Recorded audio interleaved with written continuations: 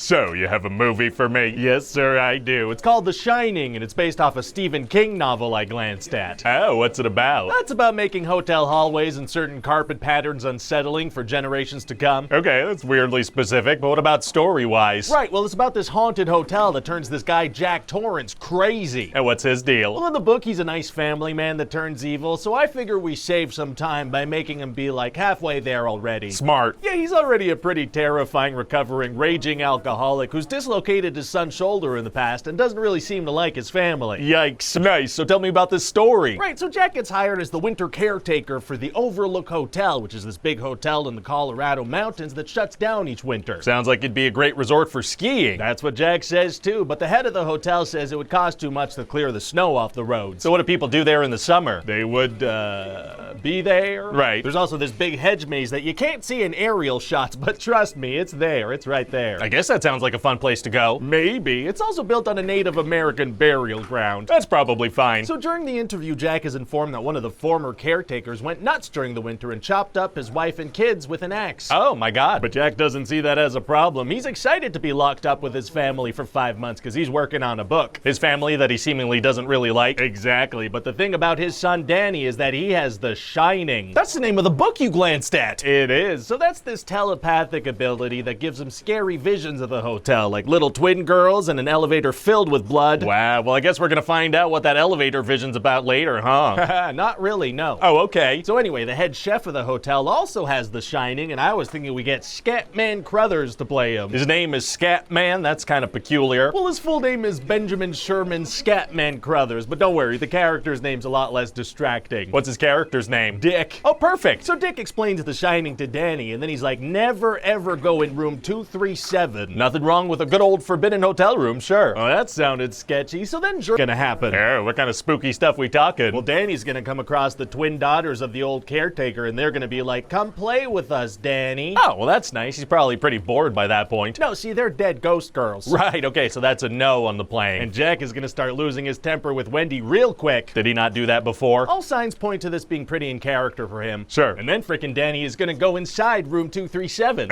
Ignoring Dick is tight. And then he comes out all traumatized with bruises around his neck and says that an old crazy lady choked him out. So a ghost lady just choked him out for a little bit and then let him go? Yeah, just a quick little choke, then she had other stuff to do, I guess. Fair enough. So now Jack goes to investigate, but instead he finds a beautiful naked lady in the tub, so he starts kissing her. Ew. But then it turns out she's an old woman. Oh. Who is dead and rotting. Oh, I probably should have reacted to that part. Now I have nowhere to go emotionally. So he gets super scared, because he didn't want to be kissing an old dead lady, he wanted to be kissing a young one. What? So Wendy suggests that maybe they should leave the hotel with Danny, and Jack gets super upset. So what does he do? Act like he always does? So he goes to the bar in the ballroom, and this ghost bartender named Lloyd frickin' gives him a drink, even though there's no alcohol in the hotel. A little sip of the old spirit. So then Danny starts vibrating and sending brain messages to Dick in Miami. What are you talking about? Well, he uses the Shining to tell him that his dad's gone nuts, so Dick hops on a plane to head over. A very friendly Dick. But then the ghost of the old caretaker tells Jack about this and says he needs to correct his family. Homicidally, I bet. Homicidally, that's right, like a dull boy. Oh, well, he should go play with those ghost girls. They seemed up for it. Well, instead he's gonna try to kill Wendy, and she's gonna knock him out and drag him into the pantry. Very exciting. Very adrenaline pumping, so she goes to bed. Oh, she does? Yeah, she's sleepy now, but then Danny's gonna wake her up because he's yelling, red rum, red rum. Oh my god, the freaking child's an alcoholic too? No, see, when you write out red rum and look at it backwards in a mirror, that spells murder. Oh. You could also just spell out murder. That would probably get the message across faster, yeah, but he's gonna go this backwards route. Well, okay then. So then a ghost lets Jack out of the pantry and he starts chopping down the bathroom door with an axe to try and kill his family. Oh no. And Danny escaped through the window, but Wendy doesn't fit, and then Jack pokes his head through the door hole and he's like, here's Johnny. What? Here's Johnny. Like how they introduced Johnny Carson on The Tonight Show? Exactly, yeah. Oh.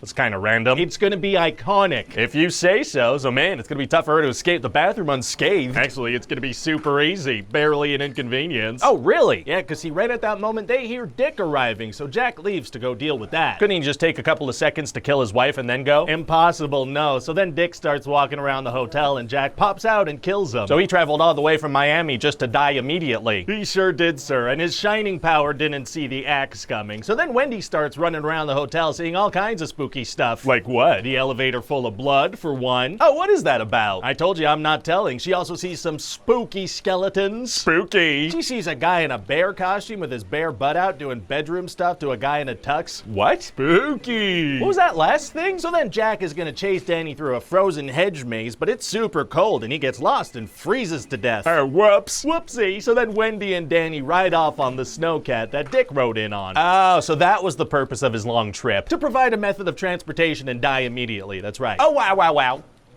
Wow. So what do you think? Well, it sounds like a spooky time, and I don't know how to feel about that bear thing, so who are you thinking to play Jack Torrance? Well, I was thinking Jack Nicholson. He's got one of those naturally creepy smiles. Oh, that's a good idea. If you were born with a creepy smile like Jack Nicholson, you gotta use that in a horror movie. Oh, absolutely.